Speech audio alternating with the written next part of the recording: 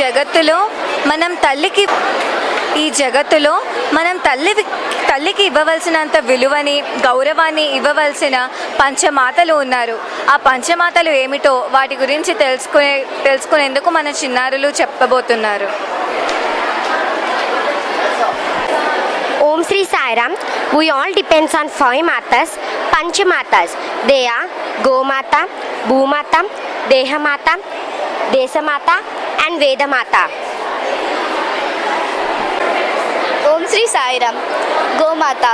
One should give respect to Gomata, the cow. This is because cow gives us milk. We get ghee, butter from that milk. Milk and milk products will nourish our body. Even the waste matter that is collected from cow has many benefits. Our scripture says the four legs of cow stand for four Vedas. So we should respect Gomata. Bhumata. One should give respect to Bhumata, the earth. This is because we get crops, metals, grains and so many useful things available on the earth. So we should respect Bhumata. So we should respect Bhumata by not polluting it. We should save our resources also. We should keep it clean. So we should respect Bhumata. Dehamata. She will explain about దేహమాత ఎంత గొప్పవారైనా కన్న తల్లి గర్భం నుండే జన్మిస్తారు. తల్లి ఆలనా పాలనలో పెరిగి గొప్ప వ్యక్తులుగా అవుతారు. తల్లి తమ పిల్లల పెంపకంలో ఎన్నో కష్ట నష్టాలను అనుభవించి పెంచి పెద్ద చేస్తుంది. అందుకే మనం కన్న తల్లి రుణం తీర్చుకోవాలి. తల్లి కృపకటాక్షాలను దీవెలను పొందినవాడు భగవంతునిచే కృపపాత్రుడు కాలేడు. అందుకే మనం తల్లిని గౌరవించాలి.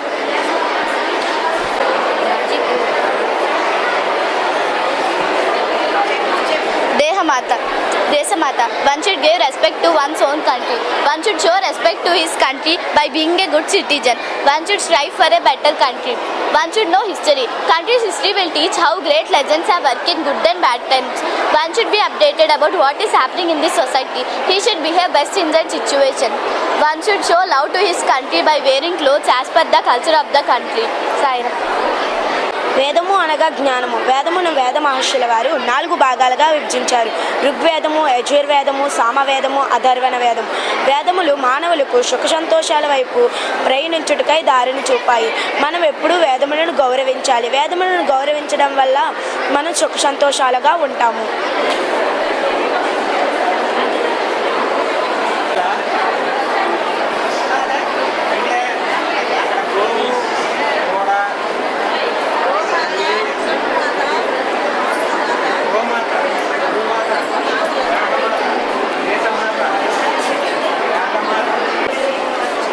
ఈనాటి మానవునికి కోరికలు అనేవి విపరీతంగా పెరిగిపోయాయి.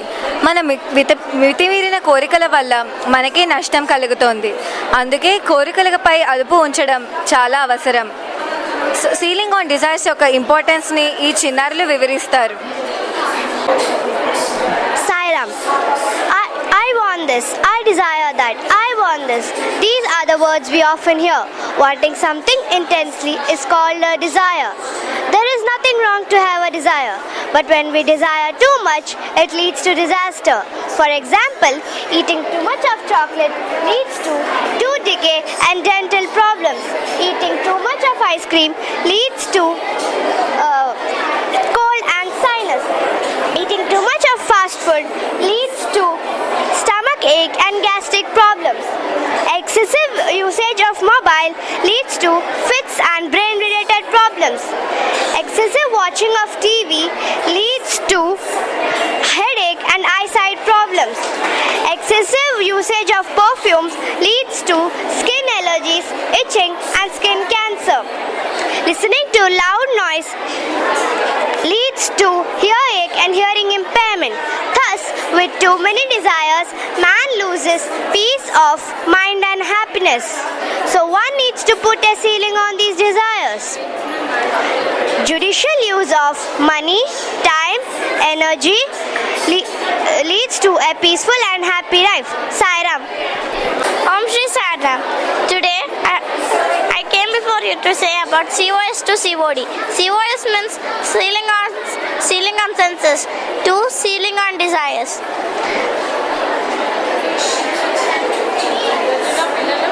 సెన్సస్ ఈ రోజుల్లో పిల్లలు పెద్దలు సెన్సస్ని ఎలా కాపాడుకోవాలో తెలియక వాటిని దుర్వినియోగం చేస్తున్నారు. సెన్సస్ని కాపాడుకోవడానికి మనకి హ్యూమన్ టెండెన్సీ కావాలి. ప్రతి మనిషిలోని 3 రకాలుగా ఉంటుంది. మొదటిగా యానిమల్ టెండెన్సీ అనగా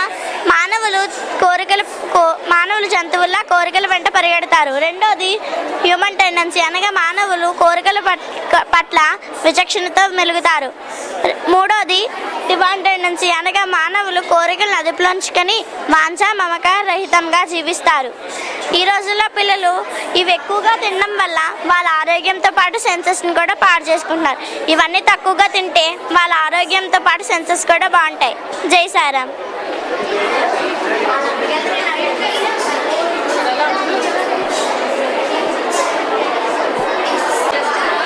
ప్రతిదానికి ఒక అదుపు ఉంటుంది కాబట్టి కోరికలు కూడా అదుపులో పెట్టుకోవాలి. జై సాయిరామ్. మన మితిమీరిన కోరికల వల్ల మనకి నష్టం జరగటమే కాకుండా ఈ ప్రకృతిలో కూడా చాలా వైపరీత్యాలకి దారితీస్తున్నది. ఈ వైపరీత్యాన్నే మనం డిజాస్టర్ అంటాం. ఇలాంటి వైపరీత్యాలు సంభవించినప్పుడు మనం ఎలా మేనేజ్ చేయాలో ఆ డిజాస్టర్ మేనేజ్మెంట్ గురించి ఈ చిన్నారులు వివరిస్తారు.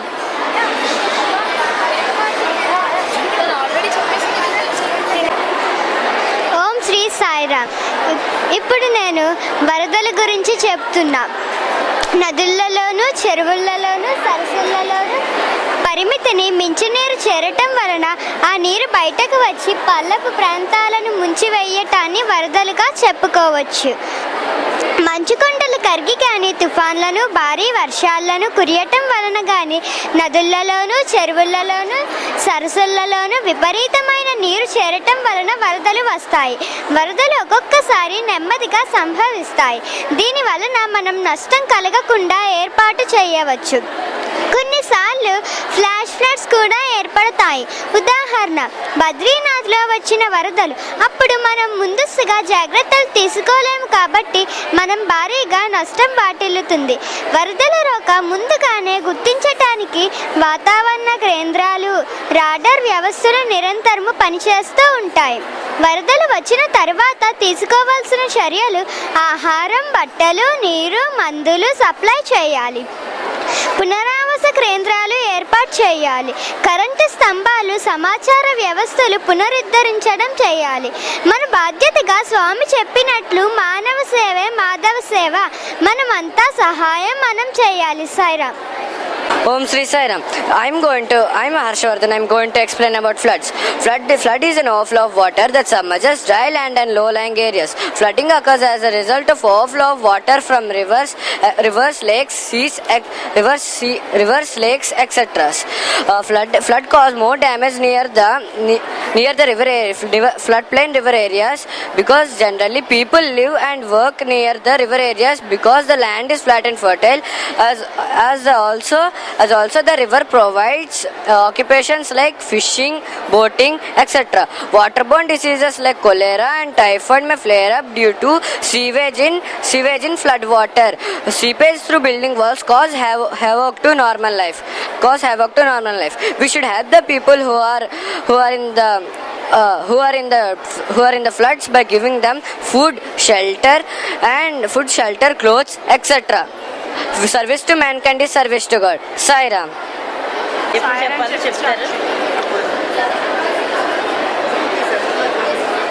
సెంటర్లో చేసేది పైన పట్టుకో కింద పెట్టా చేతి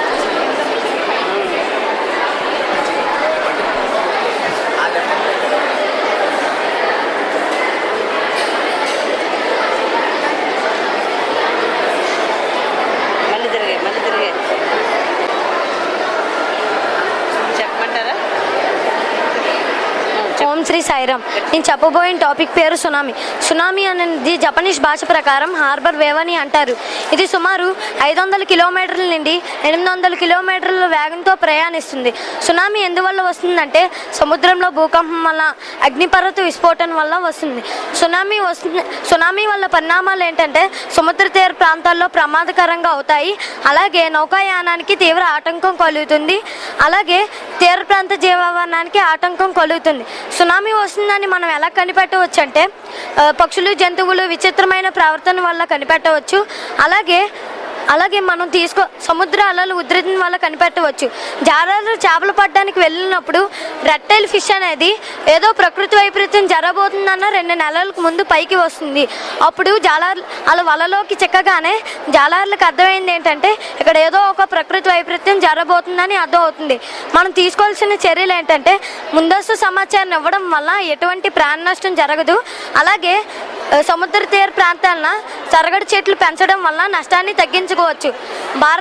భారత ప్రభుత్వం ఈ ప్రకృతి వైపరీత్యాన్ని కాపాడుకోవడానికి నేషనల్ డిజాస్టర్ మేనేజ్మెంట్ అథారిటీని స్థాపించింది. ఇక్కడ మనకు 3 Rలు చాలా ముఖ్యమైనవి. ఆర్ ఫర్ రెడీనెస్ అంటే అప్రమత్తత, ఆర్ ఫర్ రెస్పాన్స్ అంటే స్పందన, ఆర్ ఫర్ రీహాబిలిటేషన్ అంటే పునర్నివాసం. ఈ ప్రకృతి వైపరీత్యాన్ని మనం ఎలాగో ఆపలేం, కానీ దీని నష్టాన్ని మనం తగ్గించవచ్చు. ఎలాగంటే దేవుడి పూజలు మరియు ప్రార్థనల ద్వారా తగ్గించవచ్చు. అలాగే మనం మానవ సేవ మాధవ సేవ అన్నారు స్వామి.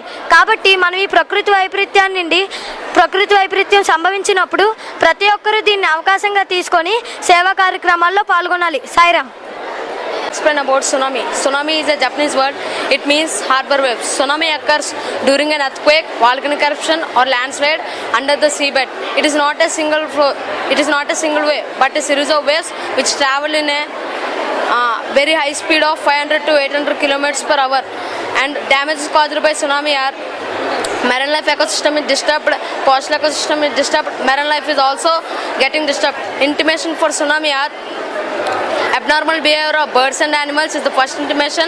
Shaking of the ground in the coastal areas is the first intimation to vacate the place. Red-bait fish occurs whenever there is a natural calamity. The fisherman can know there is a natural calamity, so we can vacate this place. And next part will explain by this. Our Indian government has established National Disaster Management Authority. There are 3 important R's. They are R for readiness, R for response, R for rehabilitation. We cannot prevent these natural calamities, but we can reduce the damage. Like how by doing Nagar Sankirtana and bhajans of God. That's why our Swami said that service to mankind is service to God. Saraman, thank you. అనుకోకుండా మనం ఊహించిన రీతిలో జరిగే ఏ చర్యనైనా accident అని ప్రమాదం జరిగిందని అంటారు. ఆ ప్రమాదంలో గాయపడడం, చనిపోవడం, ఆస్తిని కోల్పోవడం, వీటన్నిటినీ నష్టపోవడం ఎంతో వేదన మిగులుస్తుంది. రోడ్డు ప్రమాదాలు జరగడం కారణాలు మద్యం సేవించి వాహనాలు నడపడం, ట్రాఫిక్ రూల్స్ను పాటించకపోవడం, సెల్ ఫోన్తో మాట్లాడడం మొదలైనవి. రోడ్డు ప్రమాదాలు ఆపడానికి కొన్ని చర్యలు: రోడ్లు సరిగ్గా వేయడం, ట్రాఫిక్ సిగ్నల్స్ వ్యవస్థ సరిగ్గా ఉండడం, జనసమూహాలను వాహనాలను పంపడం, ట్రాఫిక్ ఇన్స్పెక్టర్ను నియమించడం. ఒకవైపు అయితే నడిచే మనుషులు, వాహనాలు నడిపే డ్రైవర్లు తూచా తప్పకుండా ట్రాఫిక్ రూల్స్ని పాటించాలి. రైలు ప్రమాదాలకు కారణాలు: short circuits, technical problems, level crossing gates. వీటికి తీసుకోవాల్సిన చర్యలు: వీటికి చర్యలు టెక్నికల్ ప్రాబ్లమ్స్ రాకుండా ఉండాలంటే ట్రైన్ వచ్చేటప్పుడు వెళ్ళేటప్పుడు మనం దాన్ని చెక్ చేసుకుంటూ ఉండాలి. షార్ట్ సర్క్యూట్స్ రాకుండా ఉండాలంటే మనం ట్రైన్లో సరైన క్వాలిటీ మెటీరియల్స్ వాడాలి. లెవెల్ క్రాసింగ్ గేట్స్కి మనం సరిగ్గా సిగ్నలింగ్ సిస్టమ్ ఇవ్వాలి. ఎయిర్ యాక్సిడెంట్స్, గాలి ప్రమాదాలు. వీటికి కారణాలు: టెక్నికల్ ప్రాబ్లమ్స్ వల్ల, బ్యాడ్ క్లైమేటిక్ కండిషన్స్ వల్ల, హైజాకింగ్, టెర్రరిస్ట్ అటాక్స్ వల్ల. వీటికి తీసుకోవాల్సిన చర్యలు: బ్యాడ్ క్లైమేటిక్ కండిషన్ ఉన్నప్పుడు మనం ఏ ఫ్లైట్ని అటువైపు వెళ్లకుండా చూసుకోవాలి. టెక్నికల్ ప్రాబ్లమ్స్ ఉన్నప్పుడు మనం ఫ్లైట్ని వెళ్ళేటప్పుడు వచ్చేటప్పుడు చెక్ చేసుకుంటూ ఉండాలి. టెర్రరిస్ట్ అటాక్స్కి, హైజాకింగ్కి మనం ఏమీ చేయలేం, దానికి గవర్నమెంటే చర్యలు తీసుకోవాలి.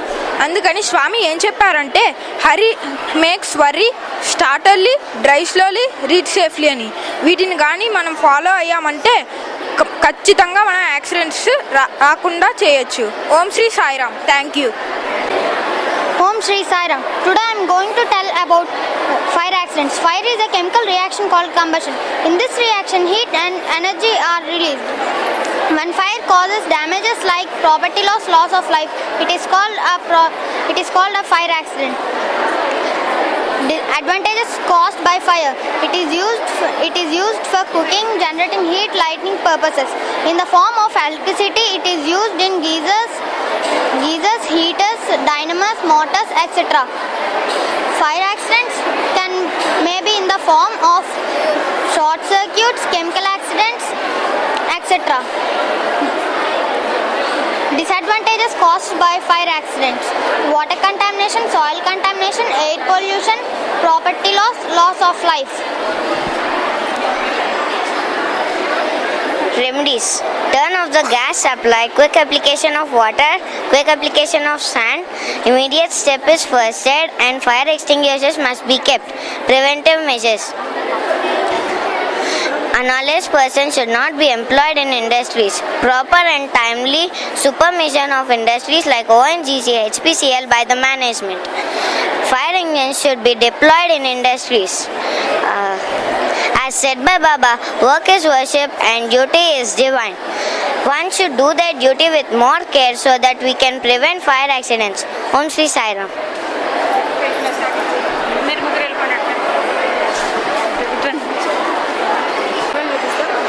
Om Shri Sairam. Today I am going to explain about earthquakes. తెలుగులో చెప్తాను టీచర్. భూకంపం అనగా భూమి కంపించడం. మన భూమి కొన్ని భాగాలుగా ఖండించి ఉంది. వాటిని టెక్టోనిక్ ప్లేట్స్ అంటారు. ఈ టెక్టోనిక్ ప్లేట్స్ వికేంద్రీకృత అవ్వడం వల్ల సాధారణంగా భూకంపాలు ఏర్పడతాయి. ఇప్పుడు మనం భూకంపాలు ఎలా ఏర్పడతాయో చూద్దాం.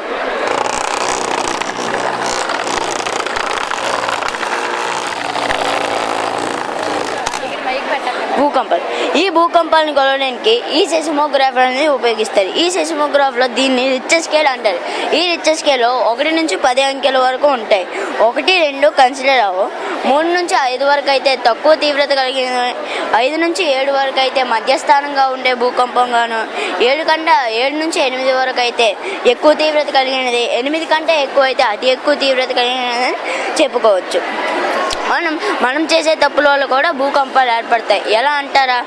పెద్ద ఆనకట్లు కట్టడం వల్ల, మనం ఖనిజాలు తవ్వడం వల్ల, లైక్ బంగారం, వెండి అలాంటివి తవ్వడం వల్ల భూకంపాలు ఏర్పడతాయి. మనం గుజరాత్లో భుజ్ అనే ప్రదేశంలో 2001లో భూకంపం ఏర్పడింది. మహారాష్ట్రలో లాతూర్ అనే ప్రదేశంలో 2004లో భూకంపం ఏర్పడింది. జపాన్లో పెసిఫిక్ ఆఫ్ ద రింగ్ అనే ప్రాంతంలో ఎప్పుడు భూకంపాలు వస్తాయి. జపాన్లో 2011లో టోహోకు అనే ప్రదేశంలో భూకంపాలు ఏర్పడాయి. మనం చర్యలు: మనం పెద్ద ఇల్లులు కట్టకుండా ఇలాంటి లైట్ మెటీరియల్, తేలికైన మెటీరియల్తో, లైక్ ఇప్పుడు పేపర్, చెక్క అలాంటి జపాన్లో ఈ టెక్నాలజీ ఉందన్నమాట. చెక్క ఇలాంటి పేపర్తో కట్టుకుంటే మనం సేఫ్, అంటే భూకంపం నుంచి సేఫ్ అయినట్టు అర్థం అన్నమాట. కాబట్టి దీన్ని బట్టి స్వామి చెప్పింది ఏంటంటే మానవ సేవే మాధవ సేవ. అంటే మన వంతు కృషి మనం చేసి ఇతరులకు కూడా సాయం చేయాలని స్వామి చెప్పారు. Om Shri Sai.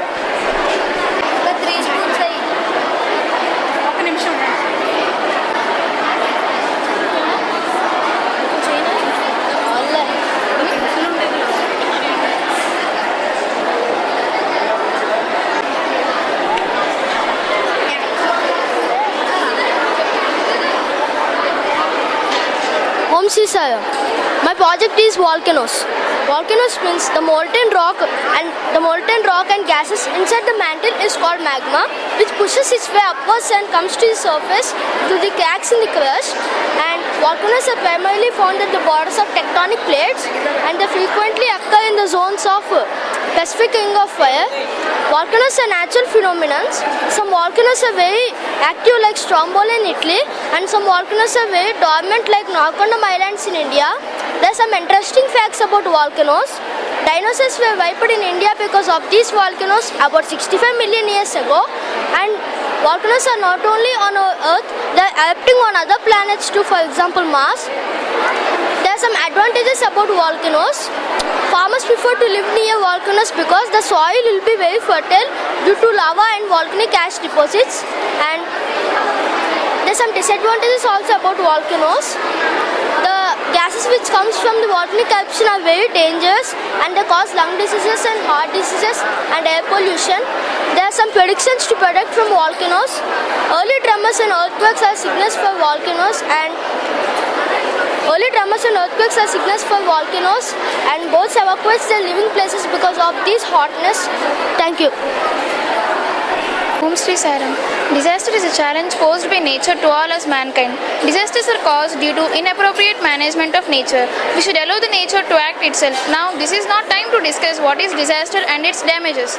How to mitigate it is more important. Together forwards a safer India. International agencies like UNO, Red Cross, Indian government, panchayats in rural areas assist the people during calamities. We students are integral parts of calamities and we should play an important role during calamities. Ours is a multi-hazard zone, so every citizen should have a knowledge of disaster and disaster management. We need to understand the causes, effects and remedies of disaster as well as what we students should do to minimize these calamities. Preparedness, mitigation and response are utmost important. That is why we have taken this project in this exhibition. Thank you. Jai Sairam. నామస్మరణ and సేవ ఈ రెండు